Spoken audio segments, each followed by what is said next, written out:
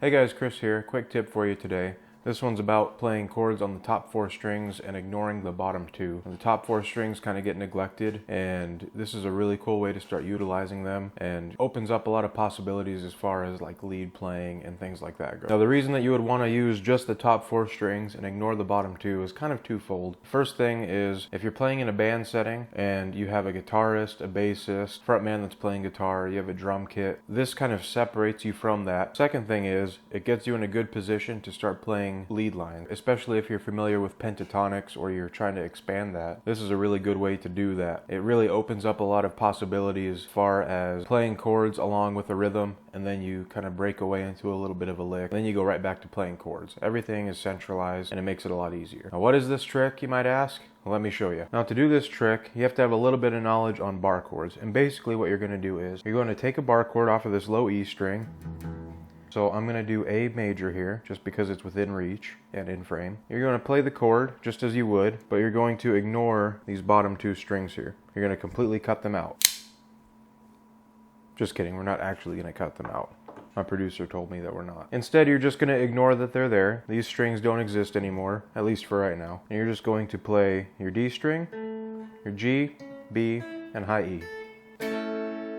And you'll hear that you get the same chord as when we played down here. Now you can use this trick on the E string, A string, you can do major, minor, doesn't matter. Super versatile, and if you wanted to do a minor chord on the E string, all you would have to do is take your minor chord bar shape, which you're picking up that middle finger essentially. So you just play that and ignore these bottom 2 strings, just like we did before. Now if you wanted to do this off of the A string in major or minor, you would do your normal major chord shape. So in this case we have a D major, and I'm just going to disregard the A string here. You can disregard both. I'll show you both and let you decide what you like better. So let's do just the A string, and then let's disregard the A and the D string. There's not a lot of lows in that chord to begin with, so you kind of end up with the same thing. That's why this might be more appealing, this 3-string variant, because it cuts through a lot nicer. And then same thing, you can do this with a minor chord, so D minor, and then you disregard whichever strings you want to disregard. It gives you a little bit of a higher pitch, kind of separates you from the background music. I think it's very nice sounding in a mix. And like I said before too, it also opens up the possibility for lead lines, which I will demonstrate right now. So like I said earlier, you can use this to do a lot with lead lines on top of your chords. And it's nice and centralized, so it makes it super convenient. An example of this is, let's take that A minor that we were doing earlier, and we'll add some pentatonic licks over it, A minor pentatonic.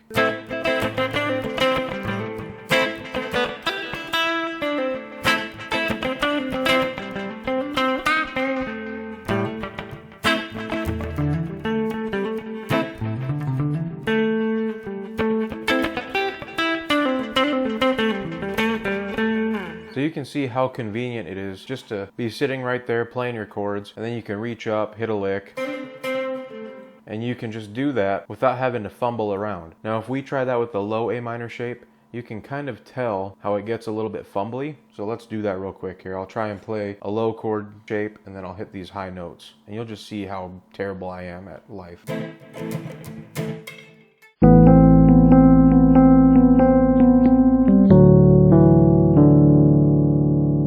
Yeah, I don't want to do anymore. It's super inconvenient to have to reach all the way up here. That's why using a shape like this just makes it so much easier and smoother. Now, I hear you in the comments. You're saying, Chris, that's way quieter than I want to play.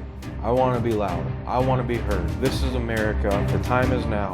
I'm unsubscribing. I'm disliking. Hold on. Like I said before, you're not going to be playing a whole band's worth of sound from one instrument. This is a trick for accompaniment, different voicings, different phrasing. It's not meant to be loud. It's meant to be a little more musical. If you really want to be loud,